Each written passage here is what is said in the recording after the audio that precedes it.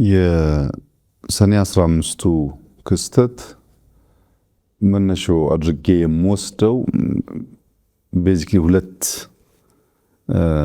ከሁለት ጉዳዮች የሚመነጭ ይመስለኛል። አንደኛው ስሁት ግምገማ ነው። አንድ ነገር ለማሳካት የምትሰራው ግምገማ በበቂ ዳታ ላይ በበቂ ኢንፎርሜሽን ላይ ያልተመሰረተ ከሆነ ጉጉት ይቀድምና መሻት ይፈጥንና ወደዚያ ለማድረስ የሚገባህን መንገድ በትክክል ዲዛይን ሳታደርግ ጥፋት ታመጣለህና ስሁት ግምገማ አንዱ ችግር ይመስለኛል። ይሄ እዛ ላይ በቃ ሳይሆን ከዛ በኋላም በተደጋጋሚ የምናየው ችግር ነው። ሁለተኛው ችግር በሁለት እግር ማነከስ ነው። ለውጥ ተቀብለህ ኃላፊነት ተቀብለህ የህዝብ አደራ ተቀብለህ በሌላ መንገድ ደግሞ ያልተቀደሰ ጋብቻ የመደበኛ ኃይሎች ጋር አድርገህ እዚህም እዚያም ለመሆን የሚፈለግ ሁኔታ በአንዳንድ ሰዎች ይታይ ስለነበረ ያም የፈጠረው ይመስለኛል። ግምገማውም ችግር አለ፣ እንደገና ደግሞ በሁለት እግር ማነከሱም አለ። እዚህ ተቀምጦ እዚያ ሆኖ ደግሞ እዚህ የመሻቱ ፍላጎት የተቀላቀሉ ነገሮች አሉ። በአንድ መንግስት ወይም በአንድ ፓርቲ እቅድ የሚመራ ስብስብ ሳይሆን እቅዱን ከተለያየ ሶርስ የሚወስድ ኃይል ያለበት ግን በጋራ የሚነጋገር የሚሰበሰብ የሚወያይ በዛ ሂደት ውስጥ ደግሞ ጥፋት ሊያመጣ የሚችል ክስተት ሆኗል። እንግዲህ ቅድም ላነሳልን እንደሞከርኩት የኢትዮጵያ ህዝቦች የመዋሃድ ታሪክ ቢኖራቸውም አብሮ የመዝመት ታሪክ ቢኖራቸውም በዘመናት መካከል ስልጣን ሲመጣ በኃይል አልጋ ሳይጸና የመገዳደል ፍላጎት የባህላችን አንዱ አካል ነው። በልጅ ኢያሱ ዘመን መለስ ብለህ ታሪክ ብታገላብጥ ይሄን ነገር በቀላሉ ማየት ትችላለህ። በጃንሆይ ጊዜ የታህሳስ ግርግር የምንለውን በኋላ 56 ላይ ያጋጠመውን ብንወስድ የዚሁ ተቀጽላ ነው። በደርግ ዘመን 1981 ያየነው መሰል ባህሪ ነው። በኢህአደግ ዘመን መጠኑ ዝቅ ያለ ቢሆንም በ2001 አካባቢ መጠነኛ ፍላጎቶች ተንጸባርቀዋል። በእኛም ጊዜ በሰኔ 2010 16 ላይ ከለውጡ 2 ወር 3 ወር በኋላ መሰል ሙከራዎች በመስቀል አደባባይ ተካሂደዋል። እዚህ በኢትዮጵያ ታሪክ ውስጥ ሁልጊዜም በኃይል ፍላጎትን ማሳካት፣ በኃይል ስልጣን ለመያዝ መሞከር፣ ሰው በመግደል ስልጣን ለመውረስ መሞከር ነበር ማለት ነው። የሰኔ 15ቱን ከነዚህ ከላይ ከዘረዘርኳቸው ክስተቶች ለየት የሚያደርገው በክልል ደረጃ በከተማ ደረጃ ዝቅ ብሎ ለመፈጸም የተሞከረ ሙከራ ነው። በክልል ደረጃ እንደዚህ ያለውን ጉዳይ ፈጽመህ ምን ታሳካለህ የሚለው ጉዳይ ቅድም ያልኩት የስሁት ግምገማ ውጤት አካል ይመስለኛል። እንዴት ታስታውሰዋለህ? እንዴት ይታወሳል አልከው፣ የታሪካችን የጠባሳችን አካል አድርጌ ነው የማስታውሰው። በሶስት መንገድ ጠባሳ ጥሎብን አልፏል።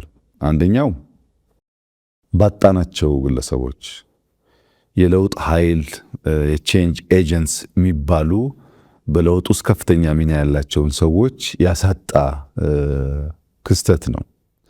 ለምሳሌ ዶክተር አምባቸውን ብትወስድ 2003 ጀምሮ ንግግር እናደርግ ነበር ካልኩ ሰዎች አንዱ ነው። አምባቸው በዚያ ጊዜ በነበረን ውይይት ከፍተኛ ጉጉት ነበረው ለለውጥ። ግን እምነቶቻችንን ምንድነው ያሉን፣ እንዴት እናሳካቸዋለን፣ መቼ እናሳካቸዋለን የሚለውን ነገር ለመወያየት ከ2003 በኋላ አማራ ክልል እያለ ተደጋጋሚ ሲመጣ እንገናኝ ነበር። በኋላ ሁለታችንም የካቢኔ አባላት ሆነን በደንብ እየተገናኘን እንወያይ ነበር። ዝም ብሎ ኦቨርናይት የተፈጠረ ነገር አይደለም። ብዙ ምክክሮች፣ ውይይቶች፣ የተለያዩ ሰዎች በውስጥ እያቀፉ መሄዶች ነበሩበት።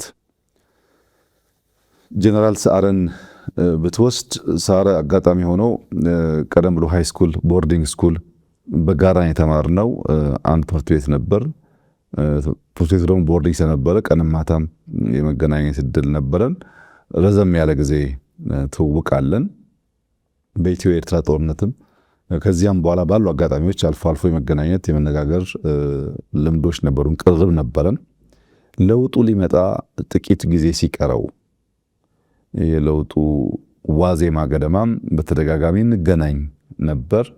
በተለይ ግን በተለየ መንገድ እንዲታወስ ከማስታወስበት አንዱ ነገር ታስታውስ እንደሆነ የጠቅላይ ኤታማዦር ሹሙንና የደህንነት ኃላፊውን በአንድ ጀንበር ለማንሳት የነበረው ውሳኔና የለውጡ አካል ከመጀመሪያው ከእቅዱ ጀምሮ የተሳተፈበት ብቸኛው ሰው ሰዓረ ማለት ይቻላል። ብዙ ሰው ጉዳዩን አያውቀውም። ሰዓረ በእቅዱም በሂደቱም ተሳትፎ ነበረው። በዚያ ደረጃ ለቼንጅ ኤጀንት የሚታመን ሰው ነበር ማለት ነው። ሌሎቹንም ብታነሳቸው እነ ምግባሩ በዚያ ደረጃ ይታያሉ። በቅርበት ከኔ ጋር የሰሩት እነዚህ ቢሆኑም በዚያ ጊዜ ያጣናቸው ሰዎች ለለውጥ ኤጀንት ሆኖ ማገልገል የሚችሉ ቢቆዩ ብዙ የሚያበረክቱ ሰዎች ናቸው። አንዱ ጠባሳ ይሄ ነው። ሁለተኛው በኢትዮጵያ ፖለቲካል ትምምን ውስጥ የፈጠረው ጠባሳ ነው። ፖለቲካል ትረስት በጣም እንዲቀዘቅዝ አድርጓል። በሰዎች መካከል፣ በቡድኖች መካከል አብረህ እየኖርክ አብረህ እየሰራህ አብረህ እየተሰበሰብክ የመተማመን ዝንባሌው በእጅጉ እንዲቀንስ አድርጓል። ያም በጣም መጥፎ ጠባሳ ነው። አብረህ ስለ ሀገር ከምትመክረው ሰው አደጋ ያጋጥመኛል እያሰብክ መምከር በእጅጉ ትምምንን የሚቀንስ ጉዳይ ስለሆነ እንደ አንድ ክስተት ጠባሳ ሊታይ ይችላል። ሶስተኛው ባህል ነው። የኢትዮጵያን የፖለቲካል ባህል አበላሽቶታል። ቀድሞ የነበረ ነው፣ ያን አስቀጥሏል። ከንግግር ከውይይት ይልቅ በመሳሪያ በጉልበት ግለሰቦችን በማፈን በመግደል ስልጣን ማረጋገጥ መጎናጸፍ ለመሞከር ያለውን ልምምድ የሚያስቀር መሆን ሲገባው የሚያስቀጥል መሆኑ በሶስተኛ ደረጃ በጠባሳነት አየዋለሁ። ክስተቱ ይበልጥ የሚያሳዝነው እና አሁንም ቆም ብለን ማየት የሚገባን ገዳይም ሟችም ሁለቱንም ኃይሎች በጀግንነት ያወሳ የፖለቲካል ዲስኮርስ የታየበት ነው።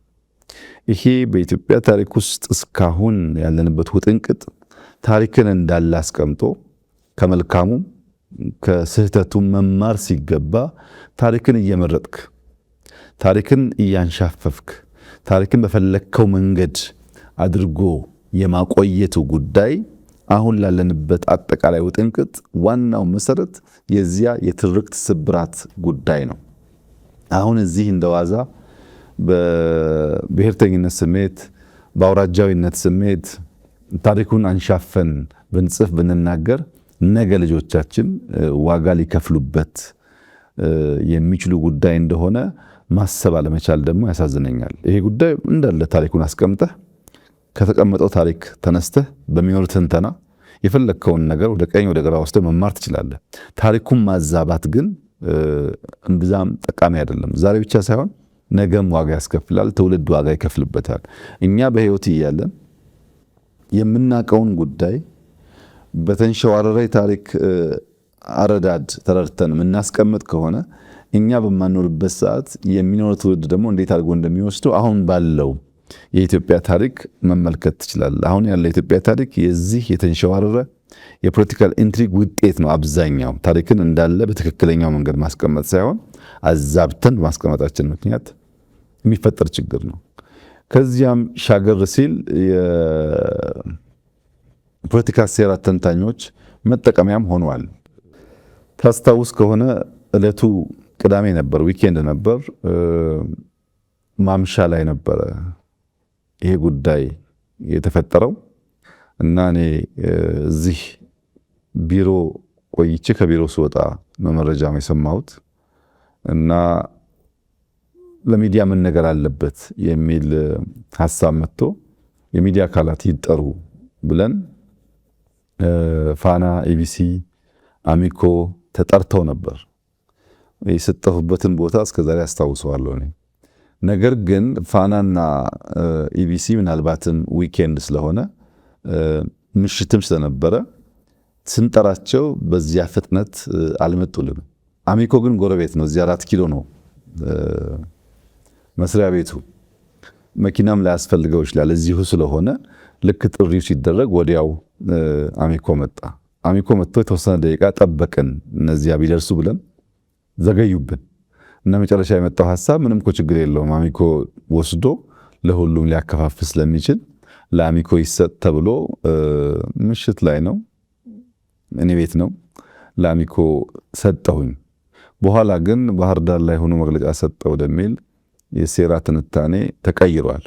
እንደዚህ ያለው ከእውነት የተፋታ ለዛሬም ለነገም የማይበጅ ውስጥህ እያወቀ የሚሸነገር የሚዋሽ ነገር ጥፋት ብቻ ነው የሚያመጣውና ያ ክስተት ከመነሾ የሚሳካ ነው። ከመነሾ አንድ ግብ የሚያሟላ ነው ባትልም እንደ ጥቁር ጠባሳ የሚወሰድ መጥፎ ክስተት ነው ብዬ ነው የማየው።